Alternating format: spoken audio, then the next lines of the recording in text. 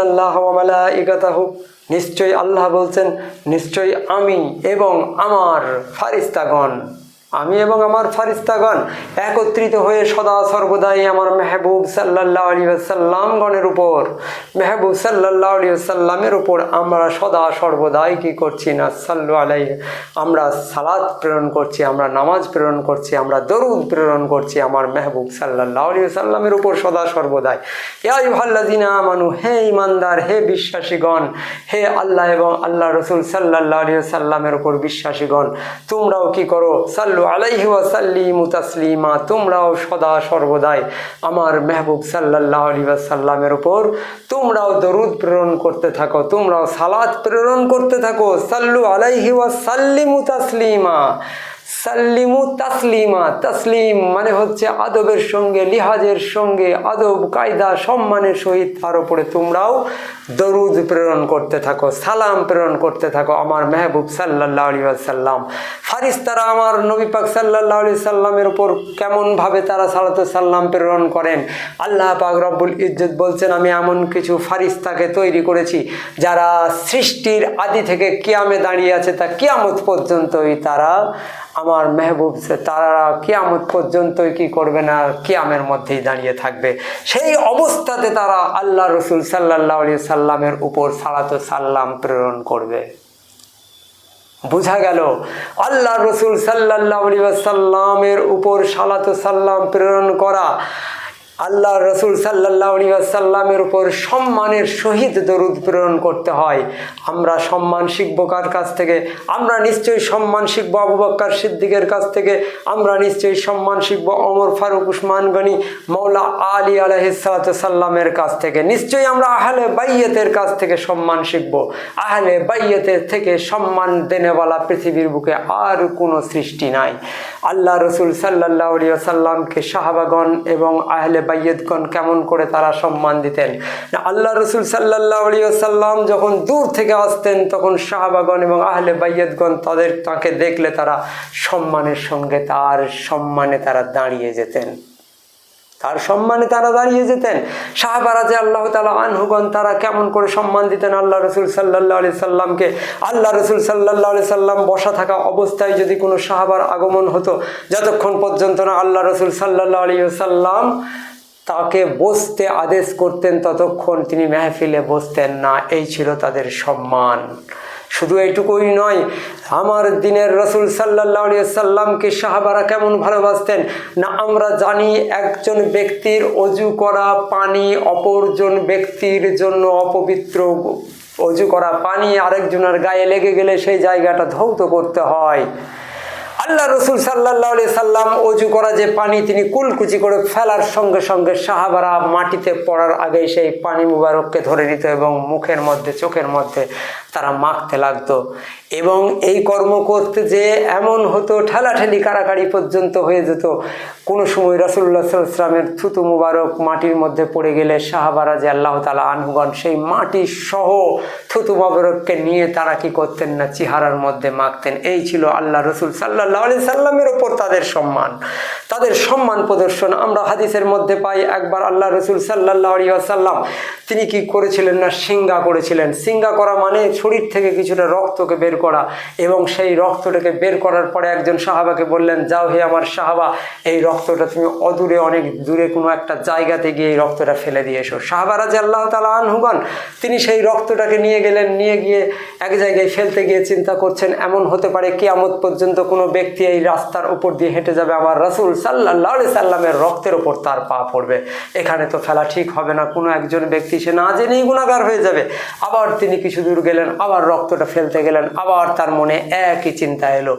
এই রকম করতে করতে কয়েক জায়গা তিনি অতিক্রান্ত হওয়ার পর তিনি মনে মনে চিন্তা করলেন, এইবার আমি রক্তটাকে এমন এক জায়গায় ফেলবো যে কিয়ামত পর্যন্ত আর কেউ সেই রক্তটা খুঁজে পাবে না।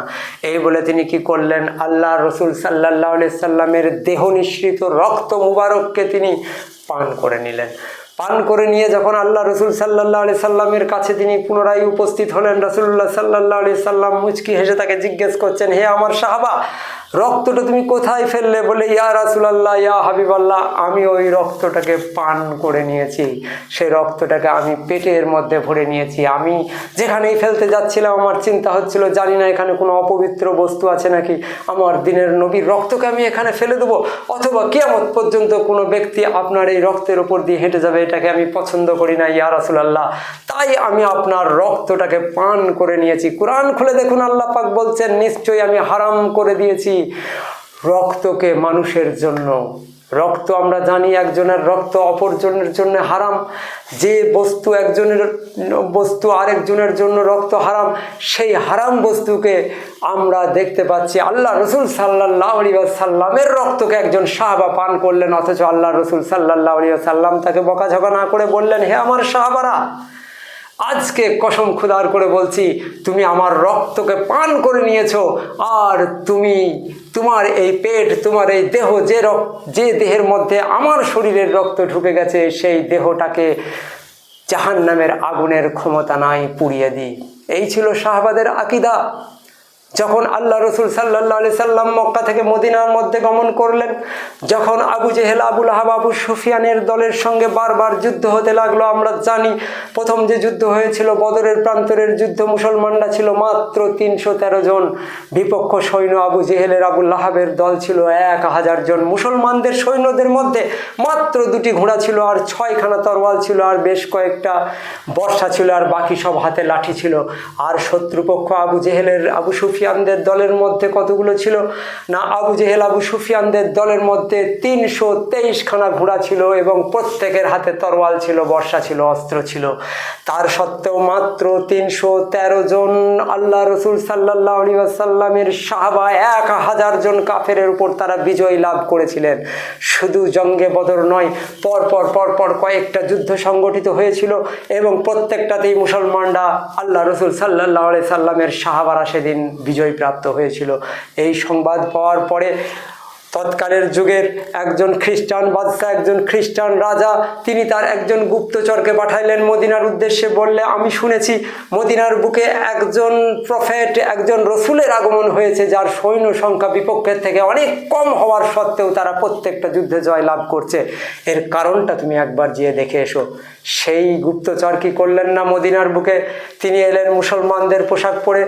এরপরে খোঁজ নিতে নিতে তিনি কি করলেন না, মদিনায় মসজিদুল নববীর মধ্যে এসে তিনি দেখছেন একটা চাঁদের মতো চেহারা, একটি নুরানি চেহারার একজন ব্যক্তি, তিনি খানিকটা লোটার মধ্যে পানি নিয়ে হাত মুবারক ধুচ্ছেন, মুখ মুবারক ধুচ্ছেন, কুলকুচি করছেন, আর কুলকুচি করা পানিটা তিনি যখন ছুঁড়ে ফেলছেন, বেশ কিছু ভক্ত তার সেই হাত ধোয়া, পা ধোয়া পানি এবং কুলকুচি করা পানিটা তারা নেওয়ার জন্য নিজেদের মধ্যে কাড়াকাড়ি করছে, এবং যে ব্যক্তি পাচ্ছে না, সেই পড়ে যাওয়া পানি যেখানে কাদার মতো হয়ে যাচ্ছে, সেইটাকে নিয়ে তারা মুখের মধ্যে মাখছে। এই দৃশ্য দেখে তখন ওই খ্রিস্টান রাজার যে গুপ্তচর, তার মনের মধ্যে একটা ভাবান্তরের সৃষ্টি হয়ে গেল। বলে, এ কেমন বাদশা, যার কোনো রাজপ্রাসাদ নাই, যার কোনো ঘোর সাওয়ার নাই, যার কোনো অস্ত্র, যার কোনো অর্থবল নাই, এ কেমন রাজত্ব, যার দেহের মধ্যে কোনো রাজা বাদশার পোশাক নাই, যার চালচলন কোনো রাজা বাদশার মতো নয়, অথচ এ কোন ব্যক্তি, যার জন্য, যার মুখ মুবারকের থেকে ফেলে দেওয়া থুতুটা পাওয়ার জন্য ভক্তগণ এরকম কাড়াকাড়ি করছে। বিদেশ থেকে সে দেশের মধ্যে ফিরে গেল। রাজা জিজ্ঞেস করলেন, তুমি কি দেখে এলে? বললে যে, হে রাজামশাই, হে বাদশাহ, খবরদার, আপনি ওই ব্যক্তির সঙ্গে যুদ্ধের যে আপনি ইচ্ছা প্রকাশ করেছেন, আপনি সেই ইচ্ছাকে ইতিপূর্বে ত্যাগ করুন, আপনি এখনই বাতিল করে দেন। কেননা আমি এমন এক বাদশাকে দেখে এলাম, যার কাছে আপনার বাদশাহী একটা তুচ্ছ। বলে, কি রকম বাদশা তুমি দেখে এলে? আমি এত বড় একটা দেশের বাদশা, তুমি কোন বাদশা দেখে এলে যে বাদশা আমার থেকেও বড় বাদশা? বলে, আপনার বাদশাহী তো মানুষের কাছে গায়ের জোরে গায়ের বলে। আমি এমন একজন বাদশা দেখে এলাম, যিনি প্রত্যেকটা মানুষের অন্তরের মধ্যে বাদশাহী করছেন। সেই সমস্ত ভক্তরা যারা যুদ্ধক্ষেত্রে নিজেদের হাতে যদি ঢাল না থাকে, তার নবীকে বাঁচানোর জন্য নিজের বুকটাকে পেতে দেয় বর্ষার আগে, অস্ত্রের আগে, এবং নিজেরা শাহাদত বরণ করে তার নবীকে বাঁচায়। এমন একজন আমি ভক্তকে দেখে এলাম, এমন একজন আমি নবীকে দেখে এলাম, এমন একজন আমি প্রফেটকে দেখে এলাম, যার সঙ্গে সঙ্গে যুদ্ধ করতে গেলে আপনি যত সংখ্যায় নিয়ে যান না কেন, অবশ্যই আপনি তার সঙ্গে পরাজিত হয়ে যাবেন। এই ছিল ইসলামের প্রাথমিক যুগের শিক্ষা। এই শিক্ষা পাওয়ার কারণে আমরা দেখতে পাচ্ছি মাত্র 25 কি 30 বছরের মধ্যে ইসলাম গোটা পৃথিবীর অর্ধেক রাজত্ব তারা কায়েম করতে পেরেছিল। তারা নবীর আদেশকে নিয়ে গোটা পৃথিবীর মধ্যে ছড়িয়ে গিয়েছিল। কিন্তু সেই নবী পাক সাল্লাল্লাহু আলাইহি সাল্লামের আদর্শ কেমন ছিল না, তারা নবীকে নিজেদের জান মালের থেকেও তারা বেশি সম্মান দিত, বেশি ভালোবাসত। নবীকে সম্মান দিয়া তারা শিরক বেদাত ভাবত না।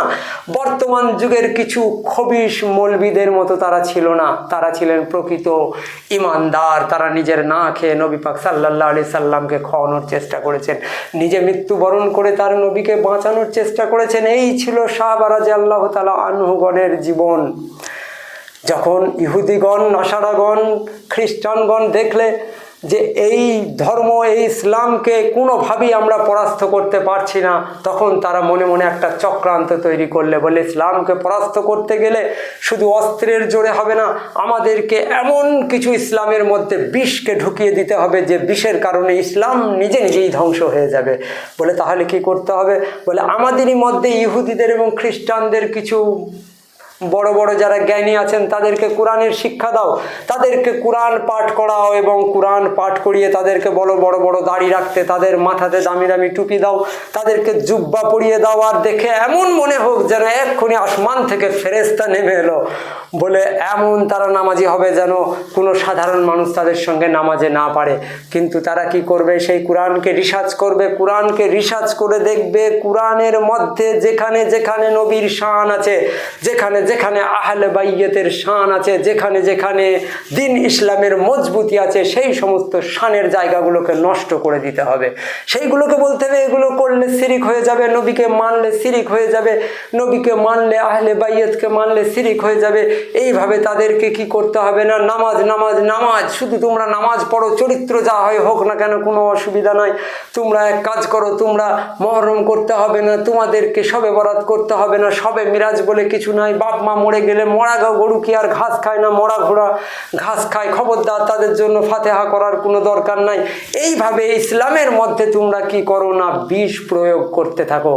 একদিন এই বিষ বারবার তাদের কানে ছুটতে কিছু মানুষ সেই জিনিসটাকে তারা গ্রহণ করে নেবে এবং ওদের মধ্যে দ্বিধাদ্বন্দ্ব শুরু হয়ে যাবে, দলবাজি শুরু হয়ে যাবে। তখন হবে ইসলামের সত্যিকারের ধ্বংসের বীজ। এবং এইটা করার জন্য তারা কি করেছিল না, তারা বেশ কিছু এজিদপন্থী মানুষকে, মাবিয়াপন্থী মানুষকে তারা নিজেদের মধ্যে তারা একটা সংগঠন করেছিল। মুসলমান নামধারী কিছু ব্যক্তি যারা নবী পাক সাল্লাল্লাহু আলাইহি সাল্লামের আমলে বিদ্রোহ করে উঠতে পারে নাই, সেই সমস্ত ব্যক্তিদেরকে নিয়ে তারা ইসলামকে ধ্বংস করার চেষ্টা করেছে এবং যুগে যুগে এটা হয়েই আসছে। এখন আমরা বর্তমান যুগে দেখতে পাচ্ছি ভারতবর্ষ এবং বাংলাদেশের বুকে কিছু মৌলবি নামধারী মোল্লার দল যারা কোরআনের সামান্যই বুঝে থাকে, সেই সমস্ত ব্যক্তিগুলো আমাদের দিন এবং ইসলামকে ধ্বংস করার জন্য সর্বদাই স্টেজে দাঁড়িয়ে মিথ্যা কথা বলছে কোরআনের নাম করে। আল্লাহর কসম করে বলছি, ওরা যে কথাগুলো বলে একটাও কোরআনের সঠিক ব্যাখ্যা নয়। ওরা কোরআনের সঠিক ব্যাখ্যা এই জন্য দেয় না, নিজেরা জানেও না এবং কোরআন পাক সম্বন্ধে ওদের জ্ঞান খুব স্বল্প। ওদেরকে পয়সা দিয়ে কিনে নেওয়া হয়েছে।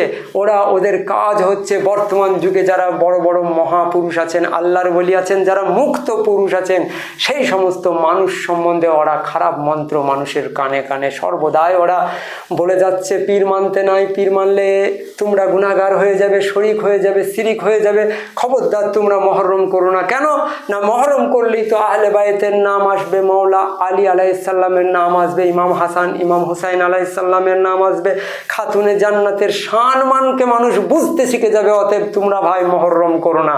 ওদের মুনাফিকিটা ধরা পড়ে যাবে, এই জন্য ওরা মহরমটাকে নিষেধ করে দিচ্ছে। তো সেই যুগ থেকেই আজ পর্যন্ত এই মুনাফিকের দল গোটা ভারতবর্ষ, বাংলাদেশ, পাকিস্তান, এমনকি গোটা পৃথিবীর বুকে ছড়িয়ে গিয়েছে।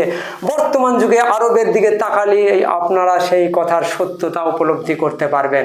আর আমি নিজে দায়িত্ব নিয়ে আপনাদেরকে বলছি, আমার এই চ্যানেল ইউটিউবে বাবা ফরিদ টিভি বলে যে চ্যানেল আমি চালু করেছি, এই চ্যানেলের মাধ্যমে প্রত্যেকটা বক্তব্য মানুষের কাছে আমি পৌঁছে দেওয়ার জন্য ফোন করেছি। যে বক্তব্যটাই আপনাদের কাছে যাচ্ছে, যে কোনো ব্যক্তি আহলে বাইয়াতের শানে পীর মুর্শিদরা এবং সুন্নি জামাত যে সমস্ত অনুষ্ঠানগুলো করে থাকে, যা যা করে থাকে প্রত্যেকটা জিনিস কোরআন শরীফের মধ্যে আছে। যদি কোনো মৌলবি মাওলানা বলে থাকে যে এগুলো করতে না, এগুলো শিরিক বেদাত, আপনারা 1 লক্ষ টাকার চ্যালেঞ্জ লাগুন, টাকা আমি দেবো এবং ডেট করুন, তার সঙ্গে ডেট করুন।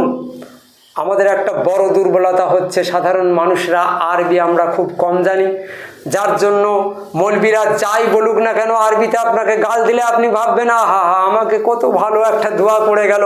আর এই সুযোগে মৌলবীর দলগুলো, ওই মোল্লার দলগুলো আপনাদের ইমানটাকে নিয়ে তারা ব্যবসা করে নিচ্ছে। একটা স্টেজে এসে 1.5 ঘন্টা 2 ঘন্টা নবীর শানে বিয়াদবি করে তারা 50,000 টাকা নিয়ে চলে যাচ্ছে। আমাদের আত্মার কতটা অধোগতি হয়েছে চিন্তা করে দেখুন। বলে নবী নূরের তৈরি নয়, নবীর মান শানকে ছোট করে দিয়ে তারা 50,000 টাকা আপনাদের পকেট থেকে নিয়ে চলে যাচ্ছে। আর আপনারা ভাবছেন আখেরাতে আমাদের অনেক স্বভাব নেকি মনে হয় জড়ো হয়ে গেল। আরে কোরআন পাকের মধ্যে আল্লাহ ঘোষণা করেছেন কোন কর্মটা তোমার কাছে আল্লাহর কাছে পৌঁছালো সেটা তুমি এই 2 নয়নে 2 চোখে দেখতে পাবে। যে নামাজটা তুমি পাঠ করছো, যে নামাজটা তুমি পড়ছো, সেই নামাজটা আল্লাহর কাছে গেল নাকি নিজের চোখে তুমি দেখো। হে, এই যে কথাটা আমি বললাম, যদি এই কথাটা আমি কোরআন থেকে প্রমাণ না করে দিতে পারি, নিশ্চয়ই আমি আয়াতটা ইচ্ছা করে এখন বললাম না। তো যদি কেউ এটা নিয়ে চ্যালেঞ্জ করে আমি তাকে প্রমাণ করে দেবো যে প্রত্যেকটা ইবাদত যেটা আল্লাহর কাছে পৌঁছাচ্ছে, প্রত্যেকটা ব্যক্তি বান্দা সে যদি সত্যিকারের পরহেজগার হয় নিজের 2 নয়নে সে দেখতে পাবে। আর দেখতে পাবে তখন তো বুঝতে পারবে যে হ্যাঁ আমার স্বভাব কিছু আল্লাহর কাছে গেল। আল্লাহ বলেছেন তোমরা দেখো। ওই মৌলবীদের কথায় কানা হয়ে তোমরা থেকে যেন খবরদার তোমরা কানা হয়ে থেকে যেও না। কেন? মান হাজিহি আমা মান কানা হাজিহি আমা ফাওয়া ফি আখিরাতে আমা। যে ইহ জগতে অন্ধ হয়ে থেকে গেল সে আখেরাতে আবার কানা হয়েই উঠবে। তো আমরা ওই কানা মৌলবীদের কথা শুনে নিজেদের ইমানটাকে শেষ করতে যাব না। আমরা আমাদের গুরুজনদেরকে, বাপ ও মাকে, পীর মুর্শিদকে এবং আত্মীয় স্বজন যারা গুরুজন আছেন তাদেরকে আদিতে যেমন করে সম্মান দিতাম, যেমন করে আমরা তাদেরকে ভালোবাসতাম, আমরা সেই জিনিসকেই ধরে রাখবো। যেমন করে আমরা দ্বীন ইসলামের প্রচার করে এসেছি, যেমন করে আমরা শবে মিরাজ করেছি, শবে বরাত করেছি, এবং যেমন করে আমরা অন্যান্য অনুষ্ঠানগুলো করেছি, ইনশাল্লাহ আমরা সেগুলো করবই। কেননা এগুলো কোরআনের মধ্যে আল্লাহ পাক বারবার আমাদেরকে করার জন্য আদেশ দিয়েছেন। মৌলবীরা জানবে কি করে এগুলো? কোরআন এখনো পর্যন্ত নাজেল হয় এ খবরটাই তো ওরা জানে না। ওরা ভাবছে যে মক্কার বুকে কোরআন নাজেল হয়ে মনে হয় বন্ধ হয়ে গেছে। কোরআন খুলে দেখো, শাহরু রমাদান আল্লাযী উনজিলা ফিহিল কুরআন, নিশ্চয়ই রমজান মাসের কোরআন নাজেল হয়। যখন কোনো ব্যক্তি এই সাধারণত্ব থেকে রাসূলত্বে উপনীত হয়ে যান তখন তার কাছে কোরআন নাজেল হয়। প্রত্যেকটা যুগে যুগে রসুল আছেন, এমন নয় যে রসুল মক্কাতেই শেষ হয়ে গেছেন। আল্লাহ পাক রসুলের 4টে যুগের কথা বলেছেন, 4টে অবস্থার কথা বলেছেন। তিনি আউয়ালে ছিলেন, হুয়াল আউয়ালু হুয়াল আখিরু হুয়াল জাহিরু হুয়াল বাতিন। তিনি আউয়ালে ছিলেন, আখেরে থাকবেন। তিনি জাহেরে অর্থাৎ প্রকাশ্য রসুল আছেন এবং বাতিনেও রসুল আছেন। তো যিনি প্রকাশ্যে রসুল এখনো পর্যন্ত চলে আসছেন সেই রিসালতের ভার নিয়ে, সেই রসুলকে চিনতে হবে, সেই নবীদেরকে চিনতে হবে, সেই সমস্ত আল্লাহর ধারক বাহকদেরকে চিনতে হবে যারা আল্লাহকে নিজের হৃদয়ের মধ্যে ধারণ করে রেখেছেন, যারা আল্লাহর ইশকে সর্বদাই বিভোর অবস্থায় থাকেন এবং আল্লাহর ইশকে যারা মজে থাকেন তাদের সঙ্গে সম্পর্ক করতে বলছে কোরআন। কোরআন বলছে ওই সমস্ত ব্যক্তির সঙ্গ লাভ করো। আর তোমরা শিবগাত আল্লাহ মানে হাসানা শিবগা, আল্লাহর রঙে রেঙে যাও। আল্লাহর রংটা কি রং? আল্লাহর রং হচ্ছে মুর্শিদের রং, আল্লাহর রং। আল্লাহ তো নিরাকার, বলে আল্লাহ তো নিরাকার। আল্লাহ তাহলে নিরাকার যদি হয় তো তার আবার রং কি থাকবে? আল্লাহর রং হচ্ছে মুর্শিদের রং, পীরের রংই হচ্ছে আল্লাহর রং, মানে আহসানা শিবগা। ওই রঙের থেকে আর উত্তম রংই বা কি আছে জগতের বুকে? তো যেদিন আমরা আমাদের সাধনার বলে প্রথম স্টেজ আমরা অতিক্রম করব ফানাফিন নফস, অর্থাৎ আমাদের যে নফসে আম্মারা, সেই নফসে আম্মারাকে আমরা বিলীন করে দিতে পারবো। ততঃপর আমরা কি হব না, ফানাফি শায়েখের দরজায় পৌঁছে যাব। আমরা আমার পীর ও মুর্শিদের যে গুণ, যে সমস্ত তার মধ্যে গুণাবলী আছে, সেই গুণের মধ্যে আমরা যখন ফানা হয়ে যাব, অতঃপর আমাদের কাছে আর একটা দরজা আসবে। সেই আর একটা দরজা কি না, ফানাফির রাসূল। তখন আমরা আবার রাসূলে ফানা হব। তারপরে আবার একটা দরজা আসবে ফানাফিল্লাহ। তখন আমরা ফানাফিল্লাহতে যাব। তখন আমরা আল্লাহর সঙ্গে দিদার লাভের সৌভাগ্য অর্জন করব, যে সৌভাগ্য অর্জন করেছিলেন হযরতে মনসুর হাল্লাজি রহমতুল্লাহ আলাই। এবং সেই সৌভাগ্য অর্জন করার পর তিনি এমনভাবে ফানা হয়েছিলেন যে নিজেকে আল্লাহর সঙ্গে তিনি পৃথক করতে পারছিলেন না। আর তিনি সেই মুখের মধ্যে তিনি বলে ফেললেন, আনা আল হক, আমি হচ্ছি সত্য, আমি হচ্ছি আল্লাহ, আমি ছাড়া অন্য কোনো বস্তুর আর জগতের বুকে অস্তিত্ব নাই। তো আমরা যখন একটা একটা করে স্তর অতিক্রম করে আল্লাহতে ফানা হয়ে যাব, তখন আমাদের কাছে কোরআন নাজেল হয়ে যাবে। কোরআন কি আমরা চিনতে পারবো, কোরআনের কোন কোন আয়াতে কি আছে তাও আমরা চিনতে পারবো। আমরা কোরআন পেয়ে যাব, আয়াত পেয়ে যাব, তবে তো আমরা তাবলীগ করব। বাল্লিগু রিসালাতা, তোমরা রিসালাতের তাবলীগ করো। তোমাদের তো রসুলই নাই হে মাওলানা, তোমরা কি তাবলীগ করবে? বাল্লিগু রিসালাতা, যিনি রসুল লাভ করেছেন সেই রসুলের কথা অন্য জায়গায় প্রচার করা, সাধারণ মানুষকে সেই রিসালাতের দিকে ডাক দেওয়ার নাম হচ্ছে তাবলীগ। খালি নামাজ পড়ো আর অমুক করো, আর চুরি করো, ডাকাতি করো, যা করবে করো, এর নাম রিসালাত নয়। একজন মহাপুরুষের আগমন ঘটেছে, আমার পীর ও মুর্শিদ বাসাপাড়ার বুকে হযরত আবুল হাসনাত চিশতি, আসুন তার কাছে আসুন এবং তার কাছে এসে আপনারা চরিত্রকে সংশোধন করুন। এই যে ডাক, এই ডাক দেওয়ার নাম হচ্ছে তাবলীগ, রিসালাতের ডাক। এই রকম করতে করতে, তার কাছে থাকতে থাকতে, নিজের চরিত্রকে সংশোধন করতে করতে একদিন তার সঙ্গে আমরা ফানা হয়ে যাব। হযরত বু আলী শাহ কালান্দার তিনি তার দেওয়ানের মধ্যে বলছেন, বা শাকলে শেখে দিদাম মুস্তফারা, না দিদাম মুস্তফারা বলকে খুদারা, আমি আমার পীর ও মুর্শিদের চেহারায় নবী মুস্তফাকে দেখলাম। বলে না না, সে তো নবী মুস্তফা ছিল না, বরং খুদাই ছিলেন তিনি, বলকে খুদারা। তিনি নবী মুস্তফার সুরত ছিল, সকল ছিল, কিন্তু আসলে তিনি ছিলেন খুদা। এটা তোমার মতো কোনো ভুঁড়ি মোটাওয়ালা মৌলবি বলে নাই। বু আলী শাহ কালান্দার যুগের একজন বিখ্যাত আল্লাহ প্রেমিক ব্যক্তি। হে মৌলবি, তোমরা তো পীরদেরকে গাল দাও, তোমাদের দলে একজন ব্যক্তি আল্লাহওয়ালা যদি তুমি দেখাইতে পারো, কসম পরওয়ারদিগারের, তোমার আমি সারা জীবন গোলামি করব। তোমাদের দলে তোমরা ইবলিস অনেকগুলো দেখাতে পারবে, এতে কোনো সন্দেহ নাই। তোমাদের একটা আলবানি ছিল ইবলিস, তোমাদের আব্দুল সৌদ, সৌদি আরবের প্রতিষ্ঠাতা, সে একটা ইবলিস ছিল। তোমাদের দলে হাজার হাজার ইবলিস বর্তমান যুগে আছে, সেগুলো আমরা জানি।